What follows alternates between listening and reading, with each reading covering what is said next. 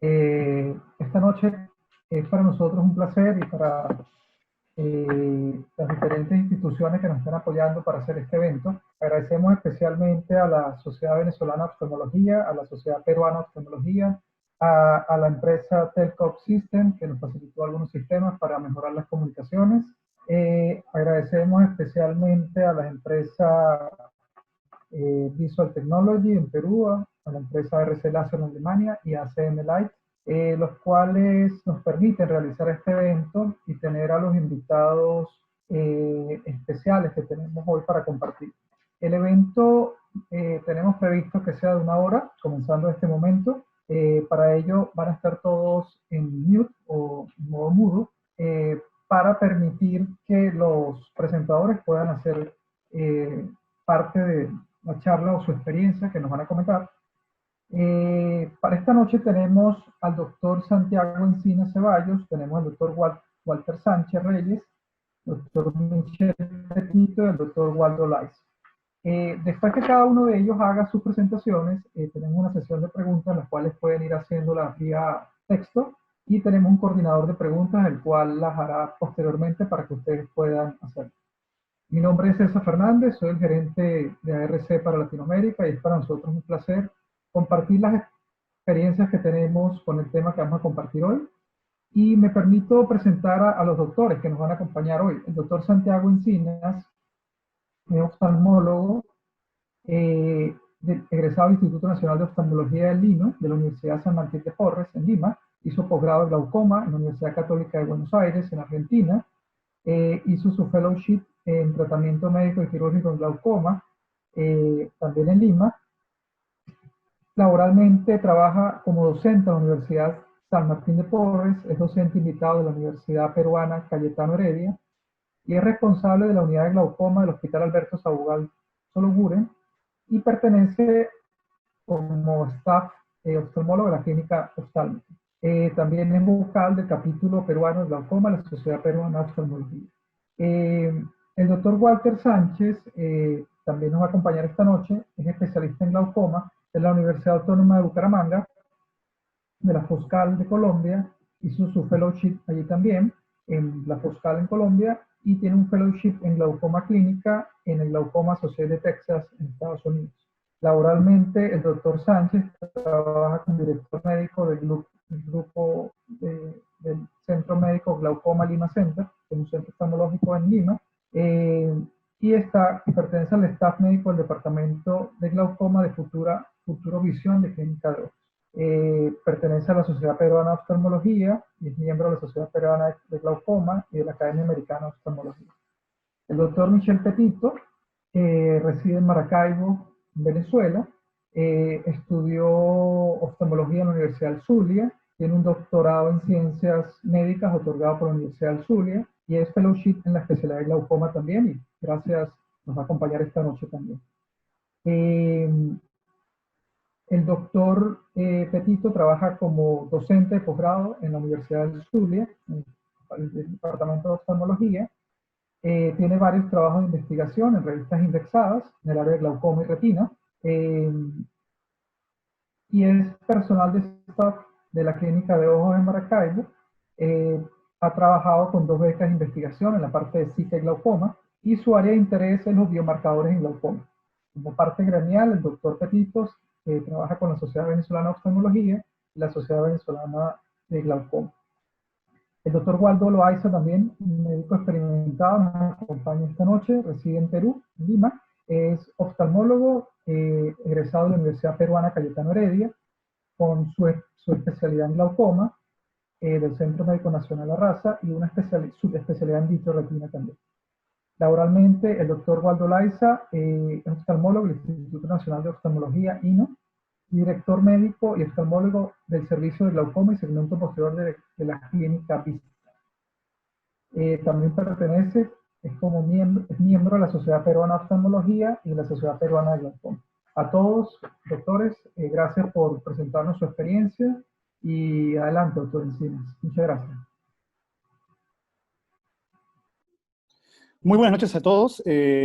Muchas gracias por la espera. Está cada vez el número subiendo, tenemos una gran cantidad de inscritos, así que eso nos da gusto.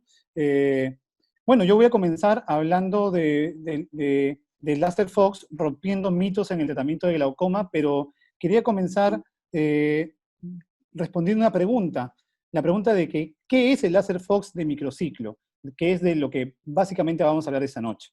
Y para hablar de esto hay que recordar que los láseres se diferencian por su longitud de onda. Hay láseres fotodisruptores, láseres para ablación, como el excimer, pero entre los 400 y 800 nanómetros vamos a encontrar los láseres de fotocoagulación. Es ahí donde nosotros encontramos los láseres y los diferenciamos de acuerdo a su longitud de onda del espectro de luz visible y los llamamos coloquialmente por colores. El láser de 532 es el láser verde, que es el láser que casi todos hemos usado para la fotocoagulación retinal. Hoy en día el láser amarillo también está tomando fuerza para tratamiento de patologías de la retina, y casi terminando el espectro de 800, entrando al espectro del láser infrarrojo, podemos encontrar el láser de 810 nanómetros. Entonces, el láser Fox de ARC de 810 es un láser diodo que comparte funciones con plataformas que nosotros ya conocemos. No es algo nuevo. Los láseres de 810 nanómetros diodo existen hace bastante tiempo, y encontramos plataformas con las que ustedes de repente también van a estar familiarizados. Está el Oculite, el IQ 810, o el ciclo G6 de la casa Iridex. Tenemos el Vidro 810 o el Supra 810 de la casa Quantel, o incluso el láser de Endoptics de Viver Visitec. Algunos de estas han sido especializados para funciones, como por ejemplo el Endoptics, que es utilizado exclusivamente para la endociclofotocoagulación, o el ciclo G6, que ha sido especializado para tratamiento de glaucoma. Pero la mayoría de láseres comparten funciones de fotocoagulación y tienen una diversidad. El láser Fox no es ajeno a eso, es un láser de 810, pero que ha mantenido todas las funciones de un láser de 810, y esa versatilidad en un equipo nos da mayores opciones terapéuticas. ¿Para qué sirve un láser de 810? Puede servir para la fotocoagulación retinal. Sin embargo, tenemos que recordar que el láser rojo siempre duele un poco más que los láseres verde o más aún que el láser amarillo. Pero tiene una importante función en el tratamiento de la retinopatía de la prematuridad. También puede ser este láser Fox conectado a un equipo de endociclo fotocoagulador como fuente de láser. Obviamente se necesita una fuente de luz, una sonda para cámara anterior y una cámara y una pantalla donde pueda uno visualizar los cuerpos ciliares, pero seguramente más adelante veremos con las experiencias del doctor Waldo Loaiza cómo este equipo sirve como fuente de láser para el tratamiento de la endociclo fotocoagulación. También tenemos que puede servir como fuente para el tratamiento de cirugías de vías lagrimales endoscópicas, que es de utilidad para nuestros colegas de oculoplástica que realizan estos procedimientos. Y podemos encontrar también la función de la que seguramente vamos a hablar más hoy día, que es la ciclofotocoagulación transescleral. Si recordamos, la ciclofotocoagulación transescleral convencional, usando la onda continua, es un procedimiento ciclodestructivo, ya que se produce una explosión, una ruptura de todo el tejido circundante al cuerpo ciliar, pero lo que se busca es destruir el cuerpo ciliar para reducir la producción de humor acuoso y con ello disminuir la presión intraocular. El problema es que debido a este daño que se producía colateral a la aplicación de láser sobre el cuerpo ciliar, esto estaba ligado a muchas complicaciones que podían terminar en hipotonía, tisis bulbi o incluso oftalmía simpática. Por ello, el láser se dejó un poco destinado a los casos de glaucomas con pobre pronóstico visual, los llamados glaucomas refractarios o ojos ciegos dolorosos, donde cualquier otra alternativa había sido fallida. Existen publicaciones que intentaban darle un lugar para tratamientos primarios de glaucoma, sin embargo, la mayoría de nosotros debemos reconocer que lo teníamos destinado para esos fines. Hasta que un grupo de Singapur empezó a investigar los efectos de este láser, colocando la sonda de 810 sobre la pars plana, y se dieron cuenta que había un efecto no destructivo, pero que podía bajar la presión intraocular. Si bien el efecto no fue sostenido, este mismo grupo de Singapur, liderados por el doctor Paul Chu, fueron los primeros en que describieron esta técnica. Y creo que fueron los primeros estudios que dieron lugar a las nuevas tecnologías que hoy conocemos, pero ya de la manera como la vamos a explicar. Entonces, ¿qué cosa es el láser de microciclo? Es utilizar la onda de 810, pero en lugar de usarla de manera continua, usarla por pulsos de energía, seguido de periodos sin energía o de enfriamiento, lo que llamamos periodos on y off. Y esto ir repitiéndolo en ciclos o en ráfagas que van a permitir periodos de calor y periodos de enfriamiento, que es muy importante conocer esto para explicar el mecanismo de acción. Esto se setea en la máquina, seguramente más adelante también el doctor Sánchez nos va a explicar un poco acerca de los parámetros, pero este es el microciclo que se utiliza en cualquier tipo de aplicación láser. Periodos de on, seguidos de periodos de off, y a todo este complejo se le conoce como el duty cycle, es decir, cuánto de porcentaje de energía total voy a llevar por cada aplicación. Y esto se suma para tener el total de energía. Entonces, es una onda de 810, pero dividida en pulsos. Es por ello que a esto el láser Fox, la compañía ARC, lo ha llamado el láser de microciclo. Pero efectivamente, ustedes van a escuchar en la charla y seguramente en nuestros comentarios hablar de la misma tecnología, pero con otros nombres.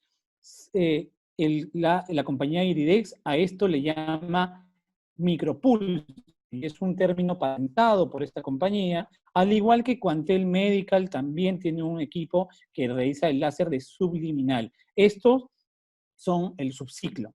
Estos son lo mismo, lo equivalente a lo que nosotros llamaremos el láser de microciclo. Por tanto, las aplicaciones y los datos que vamos a ir conociendo a lo largo de la exposición van a ser equivalentes, ¿no?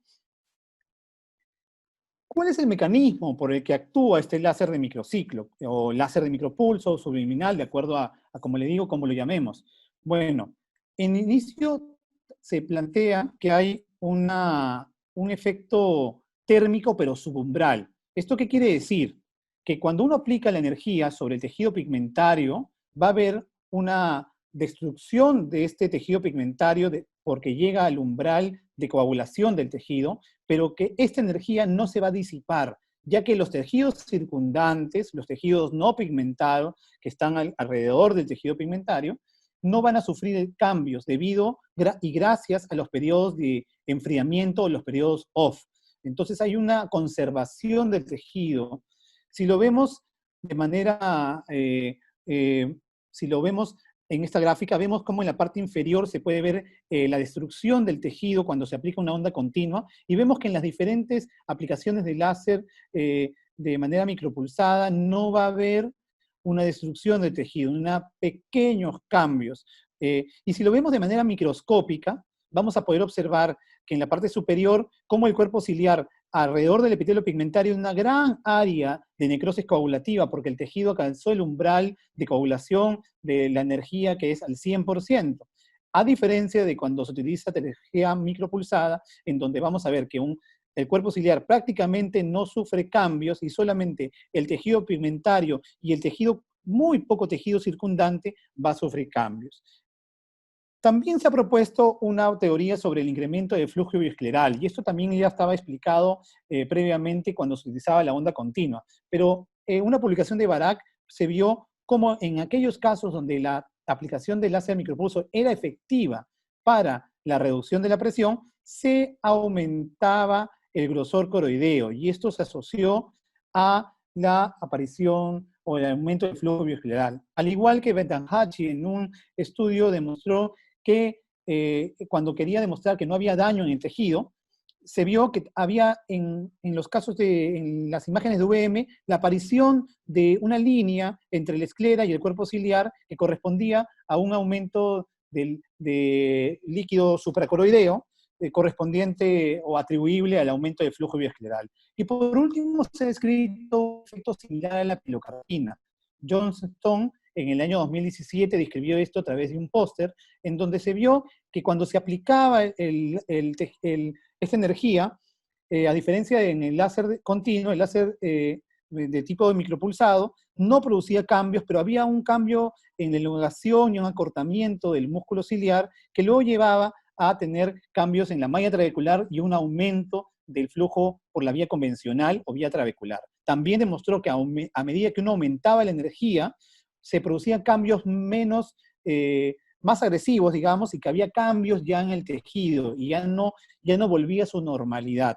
Esto lo podemos ver en un pequeño video del doctor Johnston, donde se aplicaba esta energía, y se veía cómo había un cambio en el tejido, pero que volvía a su normalidad. Eso producía que a medida que se aplicaba el láser, también hubiera un cambio, como se ve en el video, en esta área que se correspondería al área de la malla trabecular y por lo tanto un aumento del flujo uveoescleral.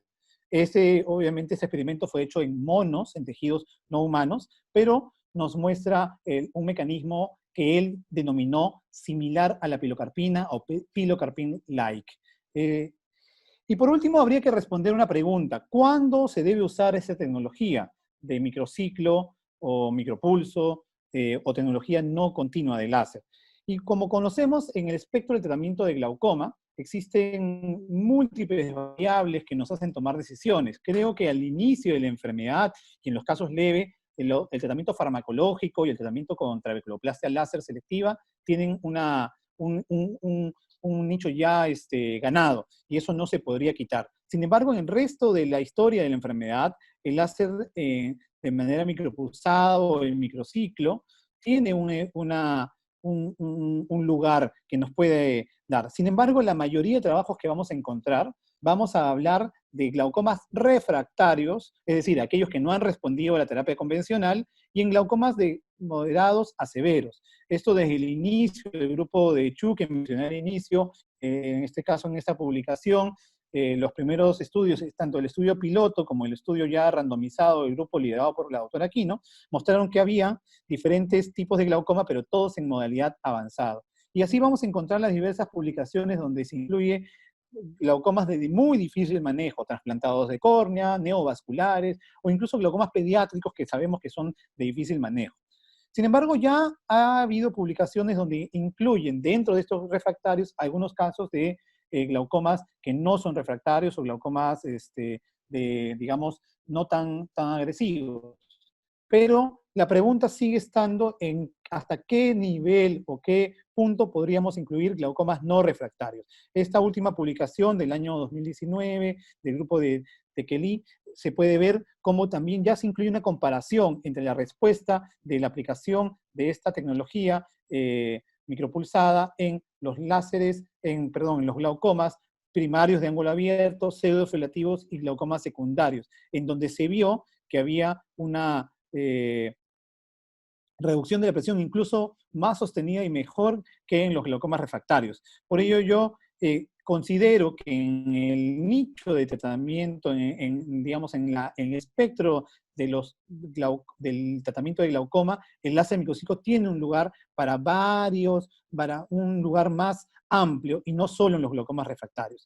Y quizás para los casos donde ya hay realmente los casos que no responden y que requieren mayor energía, se puede seguir utilizando el láser con onda continua como ciclo destructivo, que veremos más adelante que tampoco tiene este efecto tan deleterio como quizás antes pensábamos. Y por último, no está de más mencionar que en tiempos de pandemia siempre vamos a buscar que la solución de nuestros pacientes con glaucoma sea con procedimientos rápidos, efectivos y seguros. Si uno busca un procedimiento en el cual pueda tener pocos controles, poca variabilidad de la respuesta, donde yo pueda tener un paciente sin el temor de tener que controlarlo de manera seguida, porque es un procedimiento que yo puedo hacer un seguimiento más controlado, siempre la tecnología de láser de microciclo es una buena opción.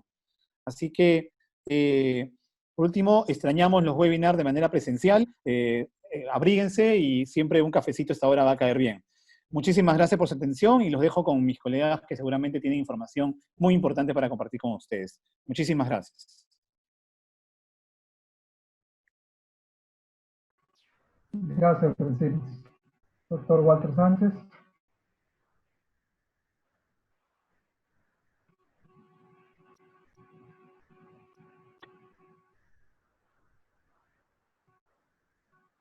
Hola, ¿qué tal? ¿Cómo están? Buenas noches. Gracias, César, por esta invitación.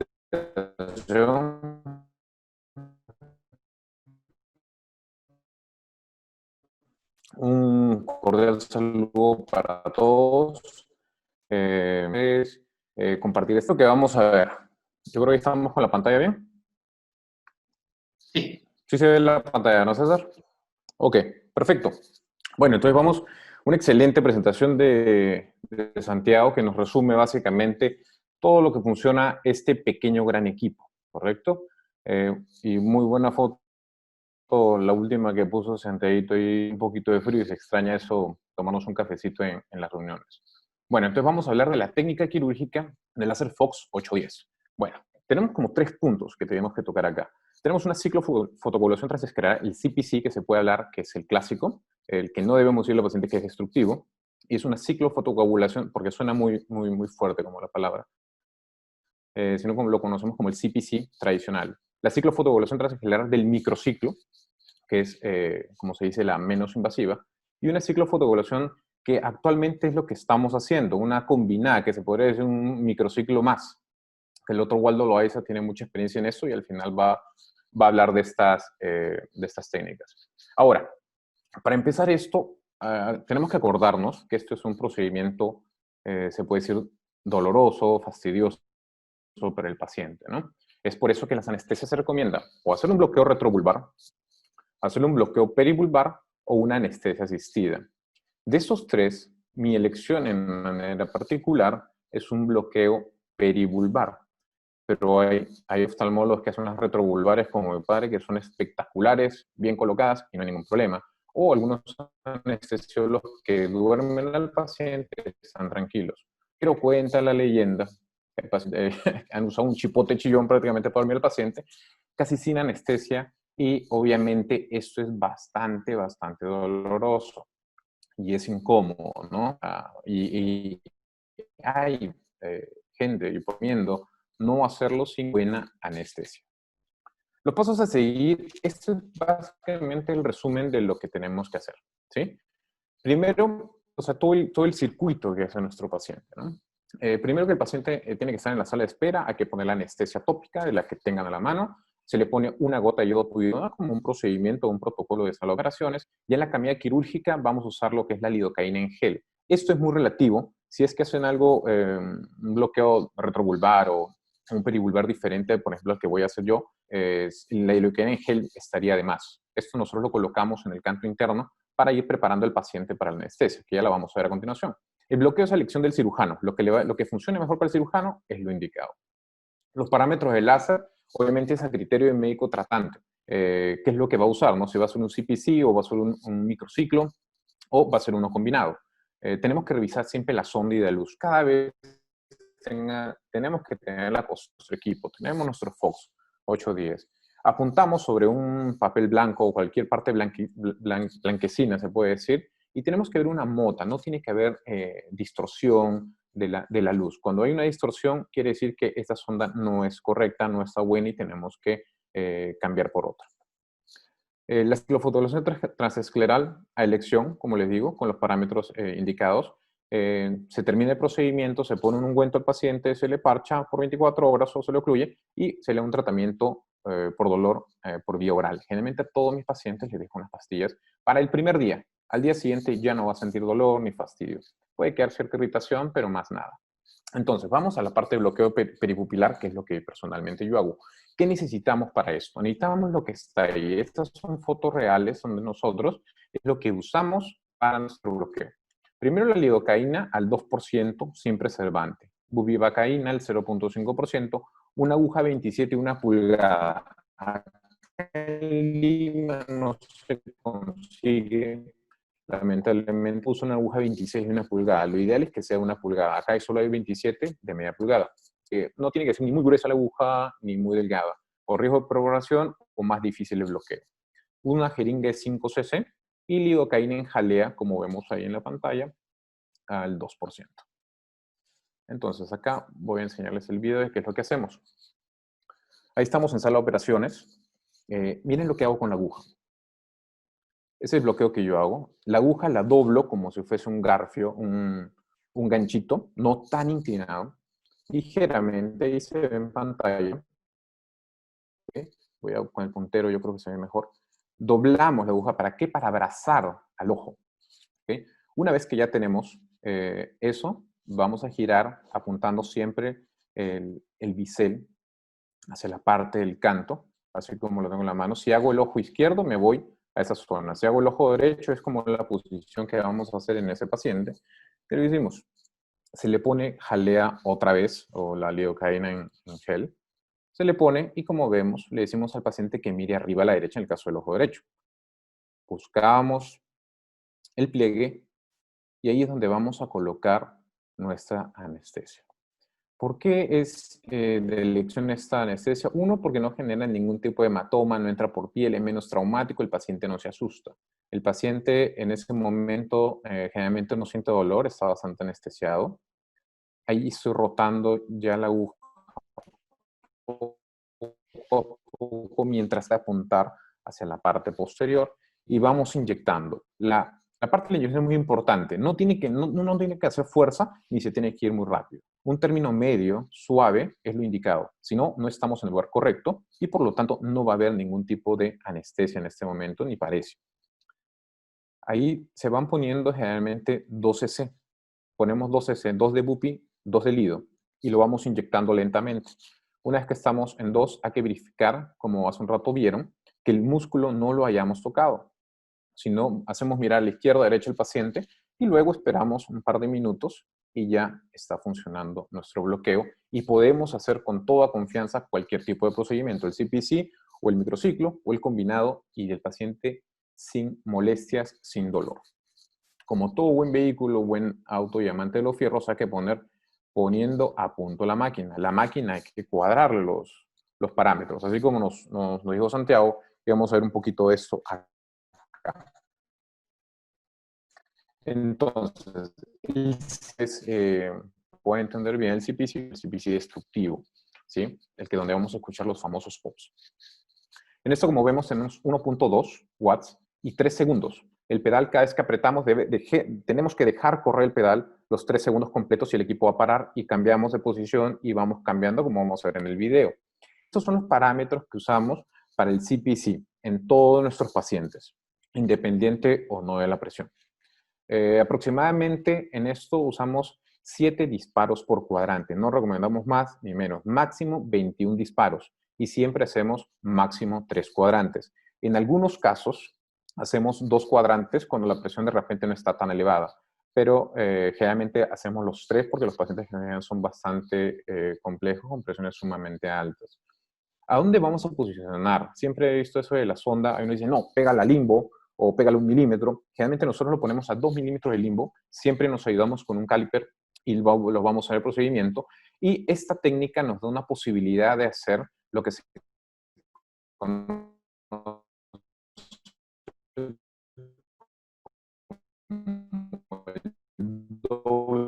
Hay muchos médicos de repente, no escucho el pop. El pop no tiene que sonar un pop gigante, sino tiene que ser, y si suena muy duro, podemos bajarle el poder un poquito para tratar de no generar, que eso lo vamos a ir viendo en el siguiente. Este es para la parte del microciclo. Del microciclo, perdón, el anterior, en el CPC, hay médicos, y he visto, y les va muy bien, con 2 watts, o sea, es una potencia bastante, bastante fuerte, y les va muy bien. Así, generalmente, yo recomiendo estos parámetros porque son los más adecuados para mí. El microciclo, generalmente lo hacemos de 2 watts, 500 microsegundos y descanso 1 milisegundo. ¿Sí? Esto hace un duty cycle, como hablaba Santiago, de más o menos un 33%. Entonces, ¿qué hacemos acá? Hacemos 60 segundos por hemisferio, 60 segundos inferior, 60 segundos superior. Puedes hacer más o puede ser menos, también es muy relativo. Lo que se recomienda son 60 a 80 segundos por hemisferio. Lo que tratamos de hacer es, en el hemisferio, hará 10 segundos por tramo. No solo ni muy rápido ni muy lento, sino 10 segundos por tramo, de 6 a 8 tramos. Y generalmente colocamos la sonda aproximadamente a 3 milímetros. Entonces, ¿cómo ponemos la sonda? Aquí viene. Si vemos esta foto y nos acercamos un poquito, vemos que está muy levantado. Obviamente este es un ojo mucho más grande, simplemente es para tratar de esquematizar cómo debemos colocar la sonda. Y si vemos ahí al lado, la energía se está yendo muy adelante y puede producir problemas a raíz del iris o en el mismo iris. Entonces hay que tener mucho cuidado con la posición. Por lo tanto, esta posición no es la correcta. Seguimos con esta. Como vemos, esta zona de aquí está un poquito más levantada y vemos que tampoco es la correcta. ¿Por qué? Porque si vemos dónde se está yendo la energía, se está yendo para la parte posterior. Por lo tanto, no es lo correcto. Lo ideal es entrar a la parte perpendicular con la esclera. Como vemos en esta zona, la puntita está pegada a la esclera, tenemos que hacer un poquito de indentación y mantener esta perpendicularidad. ¿Para qué? Para encontrar el tratamiento en esta zona que estamos viendo aquí. Esto, si es lo correcto, para eso. Entonces, vamos a ver la técnica quirúrgica del CPC. El CPC, como estamos viendo, este es un paciente que tenía presiones como en 78. Si no recuerdo, le ponemos un poquito de jalea. Ya medimos. Y más o menos a los 2 milímetros. Yo empiezo siempre a ese horario 6. Hay que tratar de evitar 3 y 9. Algunos pueden marcar, algunos no. Generalmente yo ya no marco. Pero se puede marcar cuando uno está iniciando. Y se va moviendo la mano lentamente y se va escuchando los pops, que ahorita les tengo otro video con el sonido, que no debería ser tan duro, pero tendría que sonar ciertamente suavemente. Hacemos los cuadrantes, hacemos en la parte superior, como vemos, a veces, este es un ojo grande, ¿eh? Pero igual en la parte superior yo prefiero quitarle el bléfaro o a veces en ojos pequeños sin bléfaro. Lo mismo, le quito el bléfaro y comenzamos en lo mismo. Trato de hacer una medición rápida y volvemos a organizar todo, ¿no? Vamos por cuadrantes y hacemos estos 3 cuadrantes que vemos aquí, todo el inferior y esta parte de acá. Ahí les quiero mostrar algo. Eso de ahí ya no es parte del procedimiento, no estoy haciendo láser, sino es para mostrar el double row technique. Perdón, quiero mostrárselo de nuevo. Aquí. Ok, en esta zona. Algunos no se escuchan pops porque generalmente puede ir un poquito hacia adelante o hacia atrás. En esa zona, hacia adelante, hacia atrás, se puede tratar de cubrir todo ese cuadrante en el caso que los médicos no estén escuchando los pops o esa parte del cuerpo ciliar. Entonces, es una alternativa, es una técnica que hay que ver más estudios para ver cómo se puede desarrollar. Entonces, acá vamos a escuchar los pops, voy a dejar de hablar. Escuchemos uno.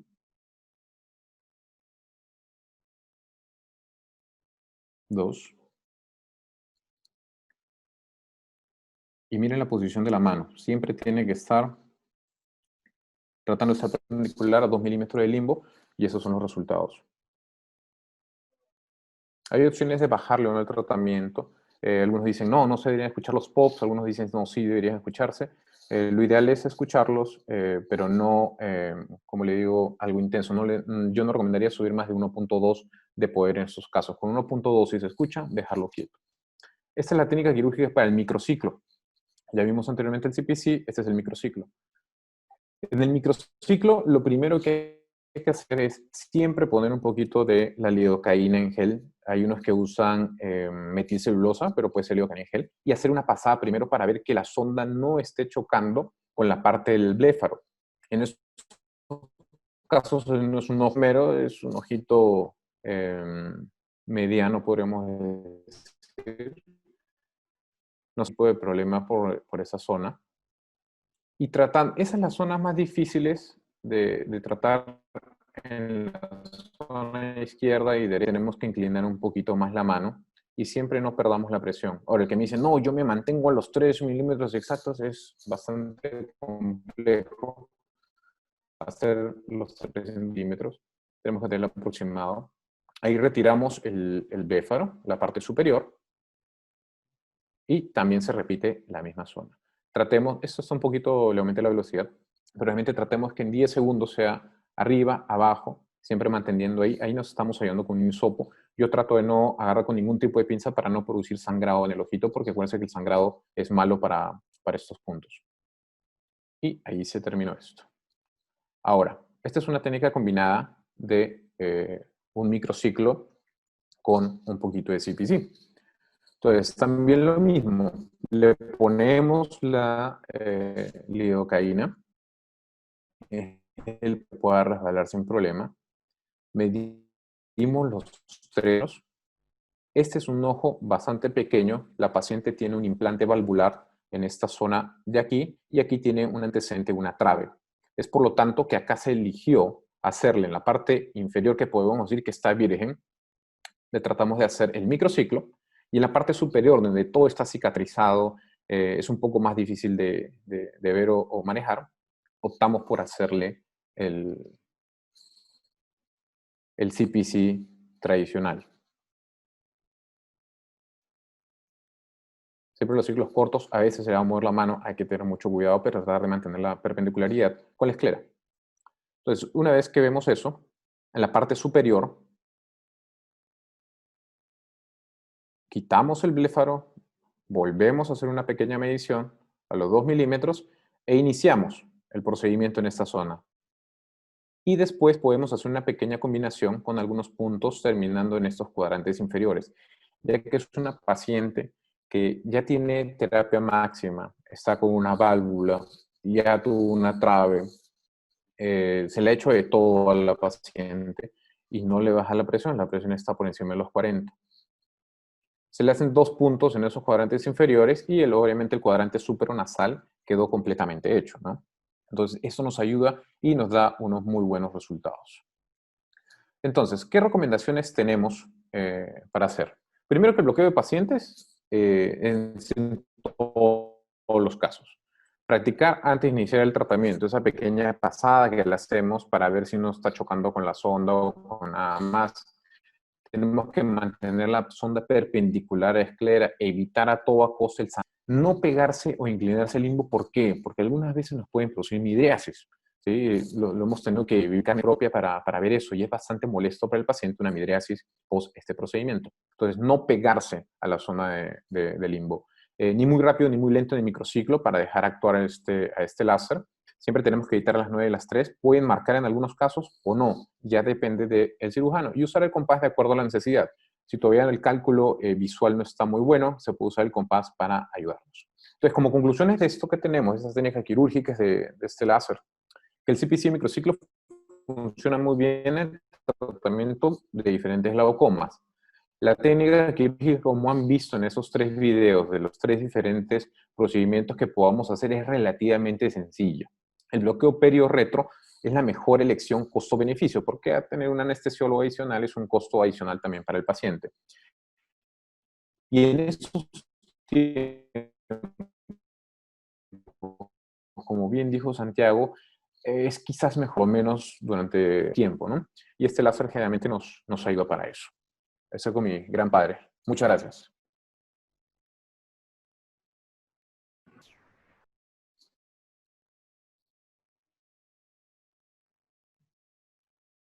Listo.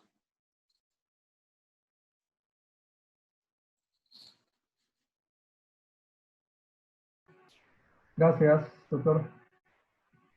Doctor Petito, bienvenido.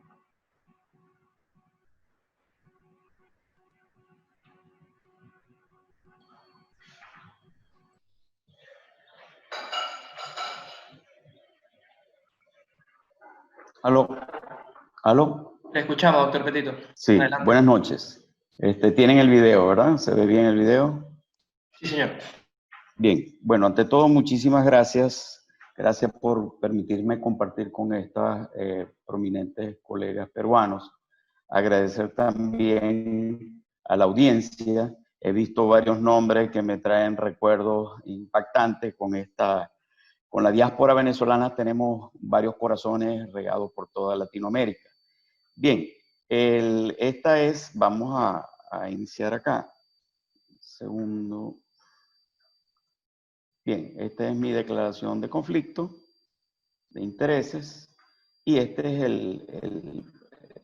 el esquema de la presentación que voy a hacer. Vamos a hablar de tratamiento y seguimiento postoperatorio, los resultados de estudios de otros colegas a nivel internacional y de nuestro trabajo en curso, nuestros resultados preliminares, las complicaciones y las conclusiones. Luego de que ese paciente ya ha sido tratado, ya se le aplicó el tratamiento de micropulso, El esquema terapéutico que nosotros vamos a seguir, que lo hacemos automáticamente en otros casos, por lo menos pacientes post-FACO, pacientes post-LASIK, donde automáticamente a veces le dictamos a la enfermera lo que debe colocarlo. En este nuevo modalidad terapéutica debemos tener ciertos cuidados y ciertas recomendaciones. Sin duda alguna que la piedra angular del tratamiento es la terapia antiinflamatoria esteroidea, ¿ok? Y dentro de la terapia esteroidea, la prednisolona al 1% juega un rol prominente. Fíjese cómo se resalta aquí en amarillo y es básicamente para mostrarle en estos estudios preliminares cómo se llegaba a utilizar el corticoide desde 1 semana hasta 6 semanas. Incluso en este estudio del doctor Emanuel se llegó incluso hasta 3 meses. Vamos a ver en los estudios más recientes cómo el periodo de la aplicación de los corticoides se ha reducido básicamente a 1 semana. Claro, individualizando cada caso, vamos a ver al final el doctor Waldo, que tiene gran experiencia en la aplicación del micropulso en los pacientes con glaucoma uveítico, cómo nosotros podemos individualizar cada terapia en cada paciente. Muy bien, en este esquema les voy a mostrar un esquema donde vemos el paciente que se le ha aplicado el micropulso.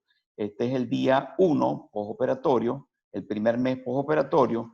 En la barra amarilla vemos aproximadamente el tiempo que debe recibir los corticoides tópicos.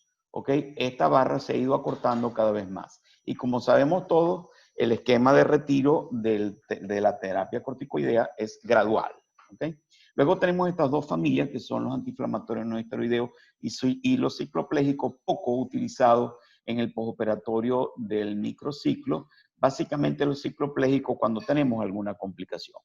Y ahora el punto importante. La mayor parte de estos pacientes ya sabemos que están recibiendo terapia hipotensora tópica, terapia hipotensora ocular vía oral, ¿ok?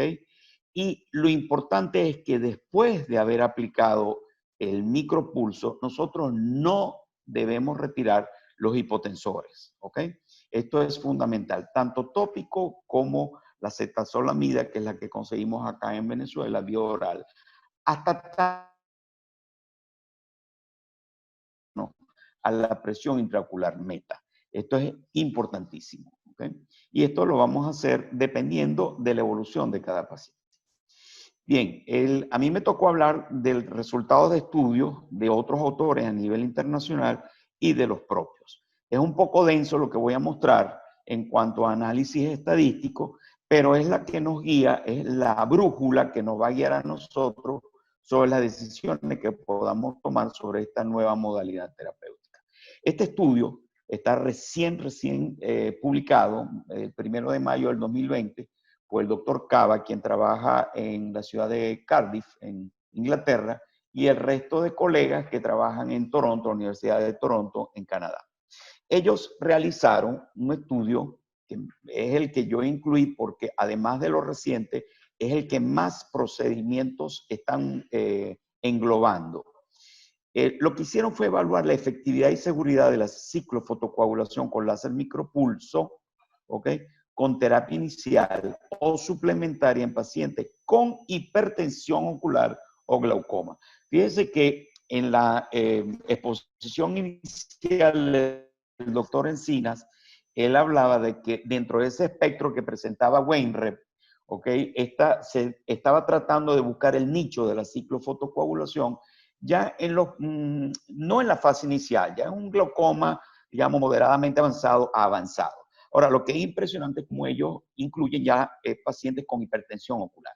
Este fue un estudio retrospectivo que duró 2 años, desde el mayo de 2016 al 2018, y los resultados se clasificaron, la medida, en resultados primarios y resultados secundarios.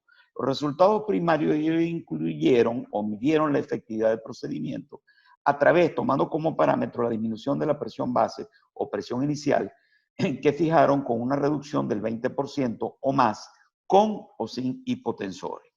Y los resultados secundarios fueron catalogando el número de fármacos que fueron capaces de retirar hasta la parte final del estudio, que duró 12 meses. Se registraron los efectos oculares adversos y la disminución de la agudeza visual. El equipo utilizado en este estudio fue hecho con el ciclo G6 de la casa Iridex, utilizando este modelo de pieza de mano. Bien, los parámetros del láser. Hubo una pregunta al principio interesante, y para los colegas que nos están escuchando, es prestar atención entre no confundir los parámetros del CPC o los parámetros del micropulso. Los parámetros del láser que utilizaron en este estudio, la duración de la aplicación fueron de 80 segundos por hemisferio, un promedio de 160 segundos por cada ojo. El ciclo de trabajo fue de 31.3. Eso quiere decir que utilizaron ciclos con el láser, aplicación de láser 500 microsegundos y periodos de apagado de láser de 1100 microsegundos. El poder del láser. Fíjense el abanico que ellos usaron acá. Esto lo dejaron a la discreción del cirujano. Fueron desde 900 miliwatts hasta 2800 miliwatts. Recuerden que las unidades que utilizamos en el CPC son watts. Aquí estamos hablando de miliwatts, ¿ok? Si ven bien, el espectro fue bastante grande y como ya comenté, lo dejaron a discreción del cirujano. Porque gravedad del glaucoma, la pigmentación del paciente fueron uno de los parámetros que se tomaron en cuenta. Como ya hemos adelantado, el manejo postoperatorio utiliza como piedra angular los esteroides, y fíjense que ya el periodo que ellos utilizan ha bajado a una semana. Los hipotensores oculares, y cuando hablamos de hipotensores oculares, esto lleva un esquema para irlos retirando a medida que nos alcanzamos la presión intraocular meta. Lo primero que retiramos son los inhibidores de anhidrasa carbónica vía oral, luego los beta bloqueantes, ¿ok? Y por último tratamos de dejar los análogos de prostaglandina. Uno de los puntos importantes que arrojó este estudio fue sobre los retratamientos. Retratamiento, si ustedes empiezan a familiarizarse con esta técnica quirúrgica, hay muy poca literatura publicada. El retratamiento se utilizó en los pacientes donde no se alcanzaba la presión intraocular meta después del primer mes, ¿ok? Pero que habían respondido con una disminución de la presión intraocular a la terapia inicialmente aplicada. Ya vamos a ver con detalle más adelante comentarios sobre esto. Este estudio me pareció muy interesante porque es el único que reporta 399 casos de aplicaciones en 342 ojos de 214 pacientes, ¿ok? Y los ojos que requirieron un retratamiento estuvo en el orden de los 14.28%. Esta es la distribución étnica del grupo de pacientes estudiados. Bien, en orden de prevalencia descendiente, el diagnóstico que ellos incluyeron fue primariamente un 56% de los glaucomas primarios ángulo abierto, los glaucomas crónicos ángulo cerrado un 11%, glaucomas neovasculares, en los glaucomas normotensivos un 7%, ¿ok? Y dentro del grupo de glaucomas secundarios incluyeron los glaucomas pigmentarios y, ojo, glaucomas uveíticos. Es decir, un 5% de pacientes entraron con hipertensión ocular. Hipertensión ocular.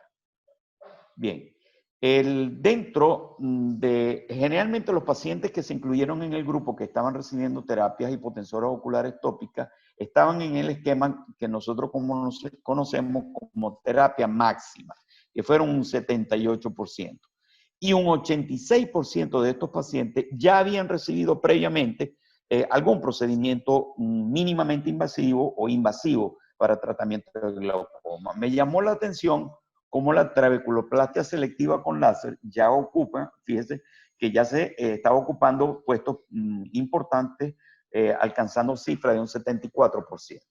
Luego tenemos el láser periférico, la iridotomía periférica con láser, un 16%, implante de shunt, 8%, y lo que me dejó impactado es que pacientes que habían recibido ya cirugías invasivas, como la trabeculectomía, apenas fueron un 2%. ¿Ok? A diferencia de este boom, que son los MIGS, ¿ok? Estoy seguro de que si este trabajo lo realizáramos en Latinoamérica, estas cifras serían totalmente una pirámide totalmente invertida, lo que muestra ahí, a excepción de la trabeculoplastia selectiva con láser. Bien, en este gráfico donde se resume este trabajo, básicamente vamos a tener tres tipos de cohorte. El grupo marcado en naranja, ¿okay? Tenían una presión inicial base que estaba en el orden de los 29 milímetros de mercurio. Esta cohorte se agruparon solamente aquellos pacientes con presiones intraoculares base o iniciales mayor de 21 milímetros de mercurio. Luego, la línea gris, ¿ok? Fueron esos pacientes donde se agruparon pacientes con hipertensión ocular, pacientes con glaucomas normotensivos, teniendo en consideración una PIO inicial menor a 21. Y la línea azul era el promedio de ambas, aunque aquí fue la sumatoria de ambas. Bien, es importante sacar ciertas conclusiones. Fíjese la pendiente bastante inclinada de aquellos pacientes que tenían como presión inicial mayor a 21. ¿Ok? Y la pendiente de los pacientes con presiones iniciales menor a 21. ¿Ok? Aquí podemos sacar una primera conclusión. O sea, que fue muchísimo más efectiva la reducción de la presión intraocular en los pacientes con presiones elevadas, y vamos a ver más adelante, en los pacientes también que eran multimedicados, ¿ok? Respondieron muchísimo mejor a la terapia de microciclo. Bien, se estableció como presión meta o una tasa de éxito en esos pacientes aquellas presiones intraoculares al final del periodo de 12 meses que alcanzaron menor de 20 milímetros de mercurio con o sin medicaciones. ¿Ok? Y fueron un 67.8% del grupo, del total de pacientes, los que alcanzaron esa meta. ¿Ok? Un punto importante que arroja este estudio, que es por primera vez que nosotros tenemos cierta aclaratoria sobre lo que es retratamiento, ¿ok? En esos pacientes que los tratamos inicialmente con microciclo y no alcanzaban la presión meta, luego del primer mes, nosotros tenemos la opción de volver a aplicar tratamiento de microciclo, ¿ok? Obteniendo en el estudio reportado hasta un 16% de disminución de la presión intraocular adicional, variando ciertamente los parámetros, ¿ok? Subiendo tal vez, en vez de usar 2000 milivats, llegar hasta unos 2200 milivats aproximadamente. Entonces, como factores predictores para saber qué pacientes van a responder con mejor disminución de la presión intraocular, tenemos aquellos pacientes con presiones intraoculares base elevadas o multimedicados. ¿Ok? Bien, este cuadro es muy interesante. Muy interesante. Aquí se comparan las drogas hipotensoras oculares tópicas y las las hipotensoras vía oral. Vemos que en la preaplicación un 77.7% estaban recibiendo drogas hipotensoras. Pero fíjense que al final del periodo de esos 12 meses, básicamente las drogas hipotensoras tópicas no tuvieron una disminución sustancial. Esto contrasta con los hallazgos que nosotros tenemos en los estudios preliminares y lo vamos a ver a continuación. Donde sí fue contundente fueron con las terapias hipotensoras vía oral, y vamos a ver que de esos 25 pacientes que estaban, de los pacientes que estaban recibiendo terapia hipotensora, al primer mes de control post-aplicación, un 60% ya había suspendido, por lo menos en este caso, la acetazolamida, y al terminar el estudio, un 72% no estaban utilizando o se les había retirado la terapia hipotensora vía oral. Los efectos oculares adversos, que cuando nosotros iniciamos esta terapia, vamos siempre con mucho temor a saber cómo va a reaccionar el paciente, ¿okay? Que fue los primeros pacientes que nosotros captamos eran pacientes con muy mal pronóstico visual, tratando primeramente de seguir el principio médico primo non nocere, ¿ok? Entonces, dentro de esos efectos que reportó el doctor Cava, de los efectos oculares adversos, al primer mes de control postoperatorio, tenemos que un 16.3% de los pacientes tuvieron disminución de la agudeza visual. Se registraron también picos de la presión intraocular, ¿ok? Y aquí cuando el doctor Sánchez habló de la midriasis sintomática, ¿okay? Con mucha frecuencia vemos pacientes que tienen cierto tipo de midriasis, no sintomática, es decir, el paciente no se queja de fotofobia ni de glare, Pero en este cuadro ellos catalogaron como midriasis sintomática la que el paciente refería como molestosa. ¿Cuál es el punto importante en estos pacientes? Cuando ustedes vayan a hacer la aplicación del láser, marquen al paciente sentado, ¿ok? Para evitar el efecto de ciclotorsión cuando están acostados. Porque el problema está que cuando él se acueste y hay una ciclotorsión, la supuesta hora 3 y 9 que nosotros tratamos de evitar la aplicación del láser, ¿ok? Al contrario, estamos dándole a los ciliares, a los nervios ciliares, ¿ok? Y ahí vemos estos resultados, estas midriasis sintomáticas. Ahora, esta cifra es alarmante cuando nosotros vemos, decimos, concha, en un 16% de los pacientes presentó disminución de la agudeza visual. En el siguiente cuadro, que es este, vamos a ver cuáles eran las causas de esa disminución de la agudeza visual. Se definió disminución de la agudeza visual como una pérdida de 2 líneas en las cartas de Snelling. Y vamos a ver que el 21.3% de esos pacientes con disminución de la agudeza visual presentaban enfermedad o irritación, enfermedad de la superficie ocular. ¿Okay? Y una de las más temidas, dice, bueno, ¿será que hemos tenido algún problema a nivel de la mácula, edema macular? En estos pacientes que ellos agruparon, ¿ok? Recuerden que tenemos glaucomas neovasculares, ¿ok? Y aquí al final hay un llamado, donde dice patología macular, un llamado a pie de página, donde hablamos de estos pacientes que sufrieron o tenían de base una retinopatía diabética proliferante, una membrana epiretiniana o ya proceso muy específico de patología macular.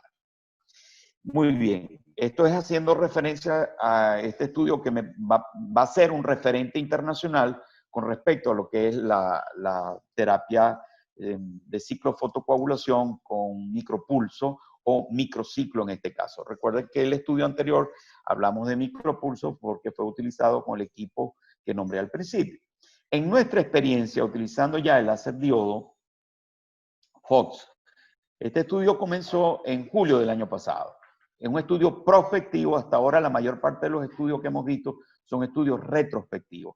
Yo creo que esto va a ser, lo queríamos hacer randomizado para que tuviera un sustento científico sólido, pero ante la presencia ahora de esta pandemia se ha dificultado todo. Nosotros incluimos, o estamos hasta ahora en 41 ojos de 37 pacientes. Uno de los criterios importantes eran esos pacientes que aún con terapia máxima no alcanzaban presión intraocular en meta, pacientes que ya habían recibido, están recibiendo terapia médica máxima, trabeculoplastia selectiva con láser o procedimiento quirúrgico. O incluso esos pacientes que ya no querían saber nada, no querían opciones quirúrgicas, optaban por esta alternativa. En nuestro estudio, que lleva 10 meses de estar corriendo, fíjense la diferencia del estudio del doctor Cava. La presión intraocular promedio inicial fue de 43.9%, porque al principio se incluyeron pacientes con mal pronóstico, pacientes con glaucomas neovasculares, más que todo para saber cómo se comportaba esta nueva técnica en nuestras manos. El parámetro láser utilizado fue de 2000 milivats y los tiempos que estamos utilizando son de 80 a 90 segundos, ¿okay? Por hemisferio. La presión promedio en cuanto al porcentaje de reducción que hemos obtenido hasta los momentos era de 51.25%. Fíjense que la presión promedio inicial estaba en el 43.9 y las presiones promedios actuales oscilan en 22.5. Y aquí vemos, se graficó hasta el sexto mes, como un 51% de esos pacientes mantienen aproximadamente esas presiones promedio. Acuérdense del gráfico que yo les mostraba, el de línea amarilla, cómo respondían mejor aquellos pacientes que tenían presiones elevadas, por encima de 21. El número de drogas que se ha reducido va de 4 a 2, o sea, un 50% de drogas han disminuido hasta los momentos. Y nos fijamos como terapia, como definición de tratamiento exitoso, aquella presión que estuviera ubicada entre 6 y 21 milímetros de mercurio o que tuviera un 30% de reducción. Cuando vayan a revisar esta literatura van a ver que con muchísima, existe gran variabilidad en cuanto a lo que es la definición de tratamiento exitoso, que sería interesante un consenso entre los especialistas en el área de glaucoma para tratar de definir estos parámetros que nosotros queremos alcanzar. Hasta los momentos hemos tenido como complicación una midriasis paralítica, iritis, y el dolor transoperatorio. Al principio fuimos muy cuidadosos con que el paciente no tuviera dolor transoperatorio, hasta que a la parte final, en los últimos 30 aplicaciones, ya hemos adoptado básicamente la técnica que explicó el doctor Sánchez. El paciente no debe sentir dolor. Si está buscando una alternativa a los procedimientos previos, lo ideal es que no sienta dolor, porque seguramente el paciente va a necesitar la terapia en el otro ojo o un eventual tratamiento. El equipo que utilizamos, como ya le había comentado, un láser diodo, el Fox. Y un punto importante, señores, la energía acumulada. Fíjense que con muy poca frecuencia se habla de la energía que ha recibido el paciente. Se habla de los parámetros del láser, pero es importante que no nos pasemos la energía medida en joules entre 110 y 130 joules, porque vemos que el paciente ya cuando supera los 130 joules empiezan las complicaciones. Otra cosa, a diferencia del estudio anterior, por la discriminación étnica, o sea, por la distribución étnica, mejor dicho, nosotros tenemos más pacientes con hiperpigmentación y dejamos a discreción del cirujano el hecho de que pacientes con alta pigmentación tratamos de disminuir el poder de aplicación. El ciclo de trabajo que utilizamos fue de 33.3, quiere decir que un láser con una aplicación de duración de 500 milisegundos y 100 milisegundos en pausa o apagado. La tasa de retratamiento hasta los momentos ha sido de 2.43%. Se indicó el retratamiento después del primer mes, generalmente en este paciente fue al segundo mes que lo retratamos, ¿ok? Y ya subimos de 2000 miliwatt, que fueron los parámetros iniciales, a 2000 o 2200 miliwatts. En este caso, fue un glaucoma uveítico que utilizamos 2200 miliwatts. Como conclusión, el procedimiento tiene muy poca complejidad técnica, como ya se había nombrado, puede ser replicado, que es algo importante, deja opciones abiertas para otro tipo de cirugía, ya que no afecta a la conjuntiva. En nuestro estudio, que llevamos 10 meses en curso, el láser micropulso ha demostrado de verdad ser efectivo en cuanto a la disminución de la presión intraocular. Y es seguro, es un procedimiento bastante seguro, y es una buena opción, señores, en pacientes con elevado riesgo cardiovascular, pacientes que son intolerantes ya a los fármacos. Y en la era COVID, en esta pandemia que creo que lamentablemente nos va a ir abrazando por otro tiempo más, es una opción válida. Pues estos son pacientes que no debemos casarnos, como el caso, por ejemplo, de una trabeculectomía, donde la primera semana prácticamente vemos al paciente todos los días, la segunda ya vamos distanciando hasta que hagamos sutrolisis, masaje, etcétera, etcétera, lo que ya estamos acostumbrados a manejar trabe. Es una opción muy válida en estos tiempos. Bien, señores, esto es lo que les traía hasta los momentos. Gracias por escuchar. Y quería, antes de entrar en la última charla del doctor Waldo, hacer simplemente una referencia a esta palabra, a este término que está muy de moda últimamente. Confinamiento. Cada vez que escucho esta palabra confinamiento, recuerdo los relatos de mi padre. Él fue un excombatiente de la Segunda Guerra Mundial, hecho prisionero en el norte de África, y llevado a Bélgica a trabajar en minas de carbón.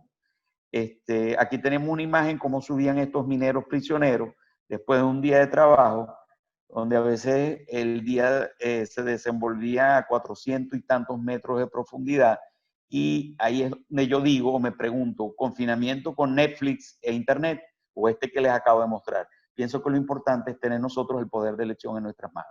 Muchísimas gracias por escuchar. Al final, por favor, los invito a hacer las preguntas. Gracias. Gracias, doctor Perito. Gracias, excelente presentación. Doctor Waldo, bienvenido. Aló, sí, ¿me escuchan? Sí, doctor, perfecto. Bienvenido. Sí, voy a poner mi presentación.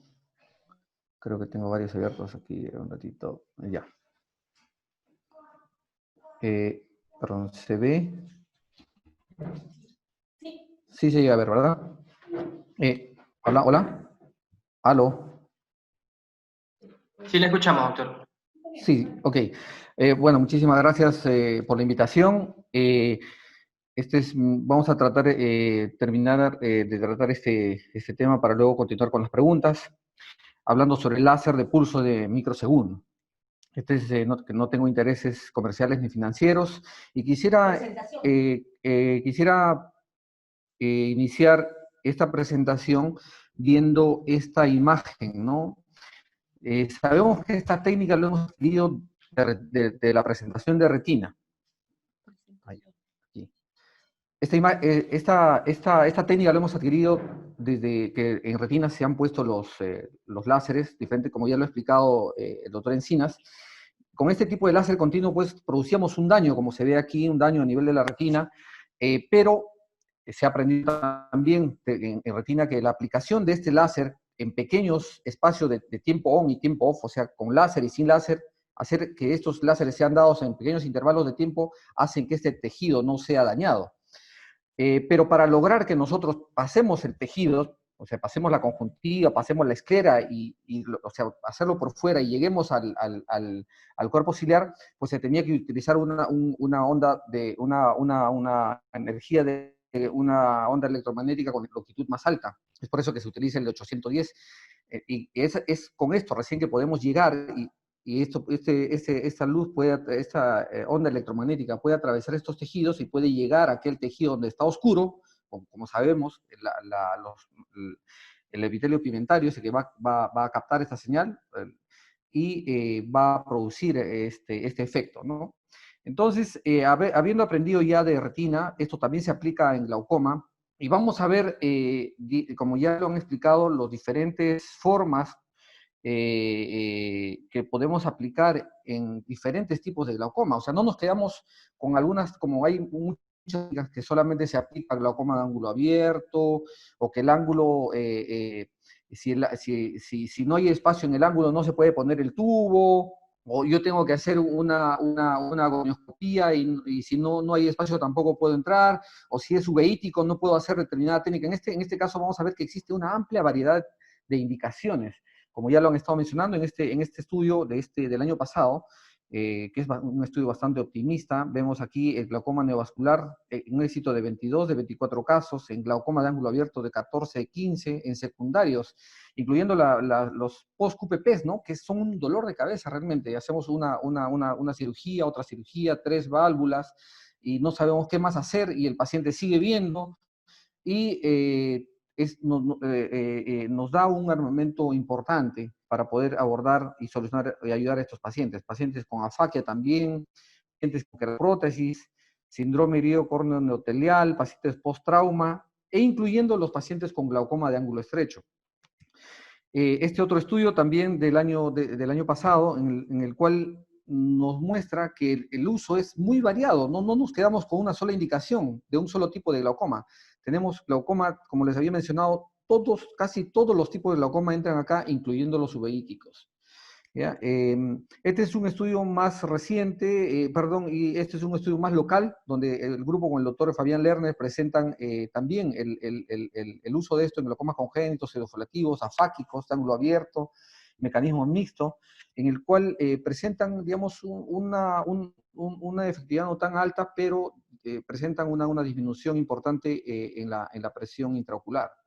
Y pasamos a un grupo más especial, que es el grupo de los pediátricos, ¿no? Justamente estuve conversando con el doctor Flores, que es un especialista en oftalmopediatría del Instituto Nacional de Oftalmología, y le decía cómo había sido su experiencia, ¿no? Ya nos han demostrado los estudios de que el comportamiento en el caso de niños es muy especial, ¿no? Incluso con el uso del láser micropulsado, como vemos aquí en este estudio, comparan pacientes adultos, esta es la línea punteada, la línea continua, y los pacientes que son niños. Entonces vemos que en los pacientes adultos, luego del uso del láser, hay una baja importante de la presión, y se mantiene en el tiempo, ¿no? Esto es a los 12 meses. Pero en el caso de los niños no, existe algo especial, ¿no? Que los niños comienzan a reponerse, comienzan a mejorar pronto, y comienzan a producir más humor acuoso y a mejorar todo su sistema, tanto así que también comienza a subirse la presión y a tener una tasa de no éxito casi después de los 6 meses. A diferencia de los adultos, que sí esto se mantiene a lo largo del tiempo. Y también en este caso, en este estudio, por ejemplo, se trata de comparar en los pacientes pediátricos con el uso de láser continuo, con el láser de micropulso, y donde nos dice de que tienen buena efectividad, ¿no? Tanto así de que incluso este láser de micropulso o subliminal, como también se llama, tiene mejor efecto a lo largo del tiempo y tiene menos tasa de falla, pero en los pacientes adultos tienen una mayor tasa de falla, entre otras causas porque se han visto casos de hipotonía, ¿no? Entonces, en este sentido, tratando de darle una mejor alternativa para nuestros pacientes, es que tenemos nosotros una experiencia, y este es un pre-reporte, está en prepublicación, donde utilizamos de una forma especial el láser de este tipo de tecnología. Y con la posibilidad de utilizar dentro de la misma intervención dos tipos de variantes, ¿no? Y lo cual se hace difícil en algunos aparatos, porque, por ejemplo, en algunos hay aparatos o hay láseres de este tipo que para usar la onda continua usas una sonda, e incluso que te dura unos minutos, y para utilizar el micropulso o subliminal utilizas otra sonda. Entonces ya son dos sondas que tienes que abrir por cirugía. Pero en este caso, este tipo de tecnología que nos ha llegado y que, digamos, nos favorece en el uso de los pacientes, podemos utilizar una sola sonda por evento, y podemos utilizar y combinar la modalidad de láser dependiendo de cómo hemos calibrado nuestra máquina. En este caso, lo que se propone en esta técnica es utilizar el láser continuo en la parte inferior, en los 150 grados inferior. Recordemos que siempre hay que respetar la zona donde está los horarios de 3 y 9. Entonces, que son alrededor de 14, 16 disparos, el láser continuo. Y en la parte superior, utilizar el láser subciclo, micropulso o microciclo, como se le está denominando, en los 180 o 150 grados superiores. Entonces, con esto tratamos de disminuir la cantidad de complicaciones y aumentamos el efecto. Entonces, con esta propuesta fue que hemos utilizado esto, tenemos esta experiencia en utilizarlo en pacientes con ángulo abierto, glaucomas pseudofolativos, secundarios, en este caso aceite de silicón, glaucoma congénitos e incluso glaucomas primarios de ángulo estrecho. Y estos son parte de los resultados, donde vemos de que la mayor parte de los pacientes tienen un control bastante marcado de la presión, e incluso disminuyendo el número de gotas que han estado usando, salvo por aquí un paciente que está dentro de las complicaciones que pueden haber, que terminó con una disminución de la agudeza visual por producto de un hemovítrea. Entonces, estos son los resultados a 180 días, donde vemos que el control de la presión fue una bajada importante de la presión y sostenida a lo largo del tiempo. Entonces, con con diferenciales de presiones importantes, e incluso con el número de gotas que estaban usando al inicio. O sea, el paciente tenía más presión, utilizaba más gotas, y después de un periodo de tiempo, después de usar con esta técnica propuesta, el número de gotas ha disminuido. Y bueno, lógicamente el efecto en el compliance del paciente, el efecto de la calidad de vida es mucho mejor, ¿no? Entonces, vemos que con esta nueva técnica propuesta, es un tratamiento eficaz para el tratamiento del glaucoma refractario. Todavía no hay un protocolo óptimo de tratamiento estandarizado.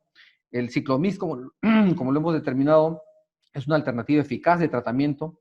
En esta serie de casos hubo una reducción de la presión de 29% y el número de gotas de 1.05 al mes de tratamiento, como complicaciones un hemovitro. Recordemos, amigos, que muchos de los parámetros que nos envían son parámetros pues, que no son locales. Son parámetros que les han hecho efecto en una población diferente a la nuestra, donde, por ejemplo, la cantidad de melanocitos que hay en muchos otros sectores, en otros países, es menor que el nuestro, y tal vez el nuestro es menor la cantidad de melanocitos, y tal vez el nuestro es menor con respecto a otras, por ejemplo, africanas, donde estos parámetros digamos, pueden ser peligrosos usarlos. Recordemos que la cantidad de melanocitos va a captar esta energía, y si tenemos mucho más melanocitos, pues puede ser peligroso. Entonces, para nuestra zona, para nuestra gente, para nuestra raza, digamos, llegar a un nivel de energía que pueda ser entregado produciendo menos complicaciones, menos hemorragias, menos inflamación. Yo creo que ese es el punto, ese es el kit ideal, encontrar cuál es ese ideal, cuál es esa cantidad de energía que podemos entregar usando este tipo de sistemas para producir beneficio y menos complicaciones. Finalmente, voy a mostrarles también otro uso que tiene este tipo de tecnología. En este caso, este es una sala quirúrgica de la Clínica Vista. Tenemos un endociclofotocoagulador, el facomulsificador. Tenemos adaptado aquí a través de este sistema, que es un sistema que va a ir con unas ondas, como lo vamos a ver en el video siguiente. Vamos a llegar a ver el cuerpo ciliar directamente después de una cirugía de faco, y vamos a poder aplicar un láser, en este caso un láser continuo. Recordemos, como se ha mencionado ya, a diferencia de muchos otros aparatos, este aparato, que es el láser Fox de la compañía ARC, nosotros podemos modificar la cantidad de energía que nosotros deseamos. Así, si tenemos una población que va a tener más melanocitos, probablemente nuestra cantidad de energía entregada debe ser menor. Entonces, nosotros mismos vamos a poder calibrarlo y vamos a poder dejarlo grabado. Esto tiene cierto peligro porque, digamos, al no estar estandarizado, alguien puede meter la mano y poner otra energía que no está calibrada y más bien producir efectos deleterios. Pero si nosotros tenemos en la pantalla de este láser Fox, podemos determinar la cantidad de energía, cómo queremos entregarlo, si es en forma continua, el tiempo, el duty cycle, como ya lo han explicado anteriormente, qué es. Todos estos parámetros podemos entregar y podemos dejarlo grabado, ¿no? Con un determinado nombre para cada tipo de procedimiento. En este caso, se le ha grabado para realizar la endociclofotocoagulación dentro de este equipo quirúrgico, ¿no? Entonces, como vamos a ver aquí, ya nos encontramos en quirófano, ya nos encontramos enfocando el cuerpo ciliar. Estamos aquí debajo de, esto es el iris. Vemos aquí el láser está siendo entregado directamente sobre el cuerpo ciliar, ¿no? Entonces,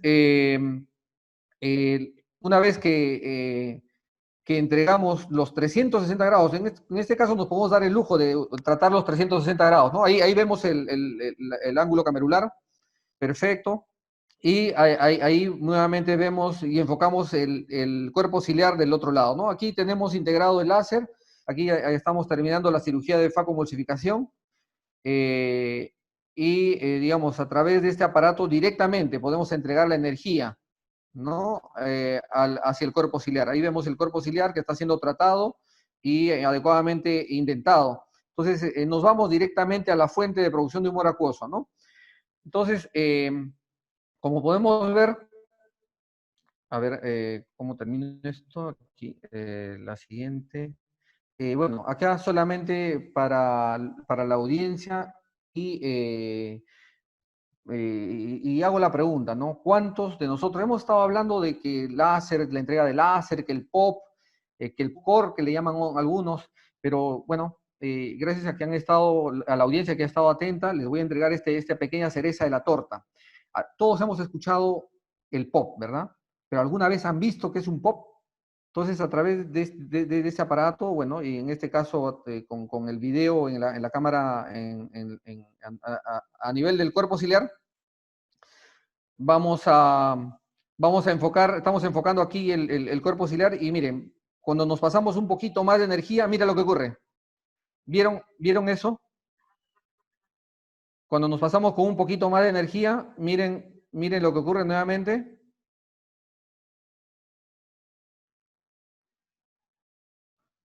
A ver, creo que ahí viene. Listo. Entonces, miren esta pequeña explosión. ¿Ustedes creen que estas pequeñas explosiones, yo no estoy de acuerdo cuando dicen hay que entregar la energía hasta que haya pop? ¿Ustedes creen que estas explosiones o microexplosiones que puedan dar y muchas veces alrededor de los 360 grados del ojo no pueda producir una inflamación, no pueda producir hemorragias y femas a partir de los bordes de este punto? no puede producir una gran inflamación y una hipotonía. Es por eso que tecnologías como esta de entregar láser en micropulsos, se dice micropulsos porque es en micras de segundo que se entrega y se descansa unas micras de segundo también. Entonces, con este tipo de sistemas podemos tratar de que no ocurra este tipo de cosas, tratar de que no ocurra una destrucción del tejido, sino más bien entregar una energía suficiente como para poder estimular a nivel del cuerpo ciliar, incluso estimular la salida, no solamente disminuir la producción, sino estimular la salida a través del mismo cuerpo ciliar o estimular la salida a través del trabéculo, como bien lo explicó el doctor Encinas, como uno de los mecanismos de poder, como uno de los mecanismos del micropulsado, ¿no? Bueno, muchísimas gracias. Esto es todo. Si habría preguntas, por favor. Gracias, doctor Loaiza. Muchísimas gracias por su presentación. Un bonito el video. José Rafael, habían varias preguntitas, pero los doctores Encinas y Petito y el doctor Sánchez nos ayudaron a responder. No sé si queda algo pendiente. Sí, por supuesto. Solo hay una pregunta de cuánto de energía usas para la endociclofoto. Le preguntan, doctor Waldo. Sí, la energía que se utiliza va a depender un poco. No es una energía constante. En realidad hay que ir calibrando, hay que ir pulseando al ojo. Empezamos con 300 miliwatts y empezamos a subir y empezamos a bajar. Entonces, tenemos la ventaja con este tipo de procedimiento, con este tipo de sistema, que podemos ver directamente lo que estamos haciendo, ¿no? Es igual que cuando hacemos panfotocoagulación, por ejemplo, no tenemos un parámetro, comenzamos con un parámetro y comenzamos a calibrar que haya una marcación tenue de la retina, y es igual aquí, comenzamos a ver de que no haya estos POP, ni haya una coagulación importante del tejido, y una vez que tenemos esa energía, lo mantenemos constante, ¿no? Es continuo el láser, no es en micropulso en este caso. Es continuo y nos damos la facilidad de poder hacer eso porque lo estamos viendo directamente. Y como les he dicho, nos damos el lujo de hacer un tratamiento de 360 grados. A diferencia del láser bueno, toda esta charla se ha hablado sobre la entrega de este láser transescleral, donde nosotros, pues, si escuchamos el pop, bajamos la dosis, ¿no? Entonces, bueno, el pop ya lo han visto y ya saben a qué se refiere el pop, ya saben por qué puede haber inflamación dentro del ojo, por qué ese ojo puede llegar a la tisis. Entonces, yo como residente en algún momento he visto, no es una máquina nueva esta, ¿no? Es una máquina bastante antigua que se ha conocido y se ha utilizado como entrega continua de energía. Y yo me acuerdo que el Instituto Nacional de Oftalmología lo teníamos en un rincón, en realidad se usaba muy poco porque todo el mundo le tenía miedo de usar por el riesgo de tisis, ¿no? Y el riesgo de inflamación. Entonces, muchas veces la gente prefería usar la ciclocrioterapia, que también inflamaba y todo, pero el láser diodo para entrega de energía transescleral estaba como casi proscrita, ¿no? Porque la gente le tenía miedo. Es que no sabíamos la dosis, no sabíamos cómo entregar esa energía. Ahora, con el advenimiento de esta nueva modalidad de micropulso, es que volvemos a retomar, y es por eso la propuesta nuestra, ¿no? La propuesta que se hizo, y bueno, de este estudio que está en curso, el reporte, en la pone en la entrega de una energía continua en la parte inferior y en micropulso en la parte superior. Muy buenos resultados. Ok, por ahora creo que no hay más preguntas.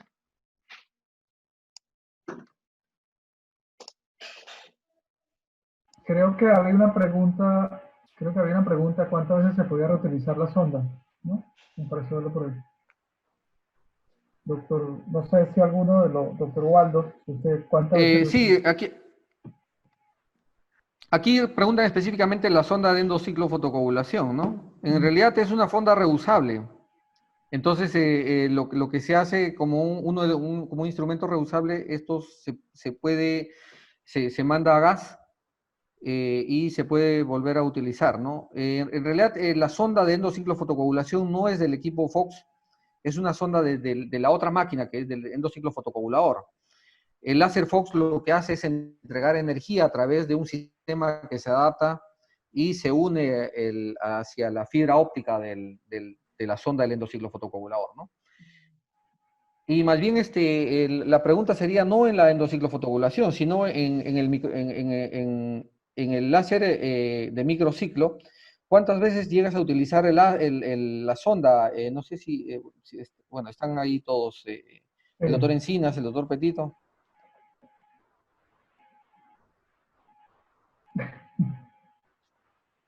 Creo que... Efectivamente, ¿no? O sea, una de las preguntas que continuamente nos hacemos es ¿cuántas veces poder utilizar una sonda, ¿no? Yo recuerdo que cuando estaba haciendo mi residencia en el INO, había un zapatito que lo usaban por muchos años, ¿no? Y claro, cuando vino el advenimiento de la tecnología del ciclo G6, nos enseñaron un poquito que la sonda tenía un tiempo limitado porque había un sistema para inhabilitarlo después de una cantidad de tiempo. Eso no ocurre con el equipo de Fox, esa es una de las grandes diferencias. Uno puede utilizar en diferentes momentos, esa es la primera diferencia. Uno puede utilizarlo un día la sonda, mandarla a gas y utilizarla en otro momento. O, por último, si la queremos reutilizar, no hay un estudio que diga cuánto, pero tenemos que fijarnos de que la sonda no esté desgastada, porque lo que podría producir es que libere mayor energía. Y si yo estoy tratando de enviar micropulso controlado, puedo tener una energía mayor acumulada.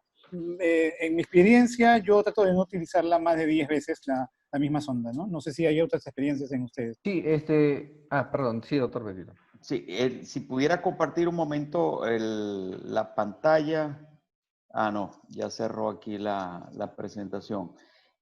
Hay un trabajo interesante sobre cuántas veces se puede reutilizar la sonda. Aquí tengo unos gráficos, no sé si puedo compartir la pantalla. Un segundito, aquí lo tengo. Sí se ve la pantalla, ¿verdad? Ahí va, sí.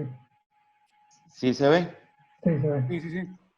Ok, esto que está acá, disculpen que tenga que pasar, pero quería mostrarles este trabajo que es interesante. Un segundo, disculpen el tiempo. Ok, esto que está aquí. ¿Cuántas veces puedo utilizar la pieza de mano? Ok. Un trabajito interesante hecho, pero esto es con micropulso. Fue publicado el año pasado. Y ellos llegaron a la conclusión, fíjense que en el eje de las ordenadas tenemos el poder medido del láser en miliwatts, ¿ok? Y en el eje de las X o de las abscisas tenemos las veces que se utiliza, o sea, cuántas veces se utiliza por cada ciclo. Y ellos vieron ya lo que decía el doctor Encina, después de la cuarta utilización de la sonda, el poder que se libera es muchísimo mayor de lo que estamos midiendo. Y ahí es donde tenemos que tener cuidado, ¿ok? O sea, la conclusión de este estudio es no pasar de 4 aplicaciones, porque con la medición que hicieron se está liberando o se está enviando más poder del que nosotros estamos pidiendo. Entonces, este es el estudio que conseguí por allí para tratar de aclarar esa duda. Sí, tengo voz, ¿verdad? Es importante eso. Justamente ese estudio nos demostró algo, ¿no? Porque cuando uno hace la lógica y uno dice, bueno, mientras más uso tenga mi láser o mi sonda, va a haber menos energía y ya no me va a servir. Hay que tener muchísimo cuidado con esa lógica, porque como ha sido demostrado, mientras más usos tenga tu sonda, no va a haber menos energía, sino más bien más, va a haber más energía, y lo cual puede ser peligroso, ¿no?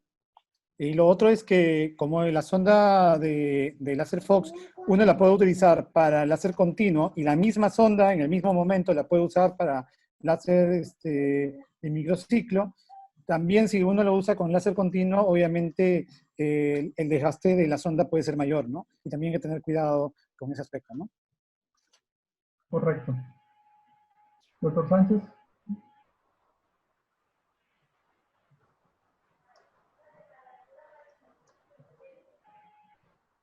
José Rafael. Sí, Ok, ya. Sí, lo que pasa es que, sí, como dice Santiago, ¿no? Hay que tener mucho cuidado porque literalmente se puede achicharrar tanto la conjuntiva como la esclera si es que se abusa del uso de la sonda, ¿no?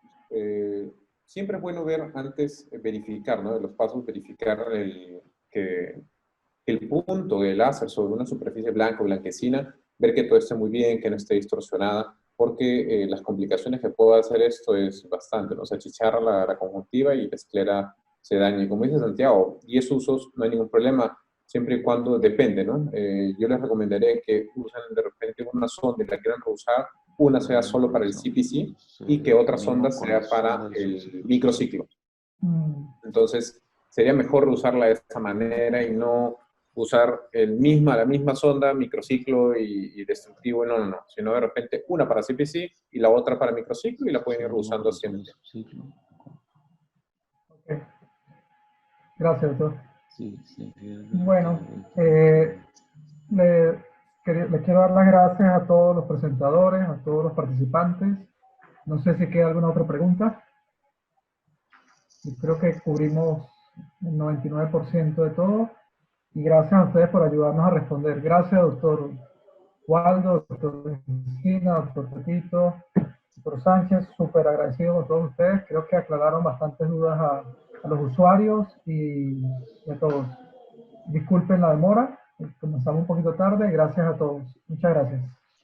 Bien, antes que se vayan, César, quiero extender una invitación cuando esto mejore a estos 3 exponentes de primera línea al Congreso Venezolano de Oftalmología, si Dios quiere, y las condiciones mejoren. Están cordialmente invitados, ¿ok?, a mostrar sus experiencias acá en esta tierra que los va a abrazar, le va a dar una tremenda acogida a todos ustedes. Y gracias por compartir. Muchas gracias.